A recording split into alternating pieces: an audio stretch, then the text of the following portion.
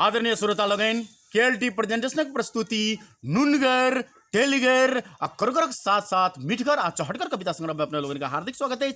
हम केएल टाइगर अपन लिखल कविता संग्रह में से एक चहटगर कविता प्रस्तुत कर जा रहा छी जकर नाम है रे मच्छर।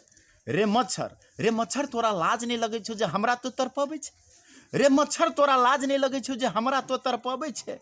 रे तोहरे खातिर घर के छोड़ के असवरा पर हम सुते छी। रे तोहरे खातिर घर के छोड़ के असवरा पर हम सुते छी आ जाय के किया नाम नहीं ले छे चाहे कतबो हम भूखे छी। रे नींद तो तोरा हो छो नहीं है।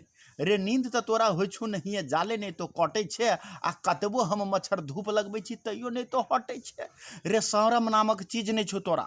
रे शरम नामक चीज नहीं छो तोरा जे हमरे घर से हमरे भगवे छे। रे मच्छर तोरा लाज नहीं लगे छो जे हमरा तो तरपबे छे। रे अपनो अबे छे दोसरो के लबे छे अकेले ते मारिए देती।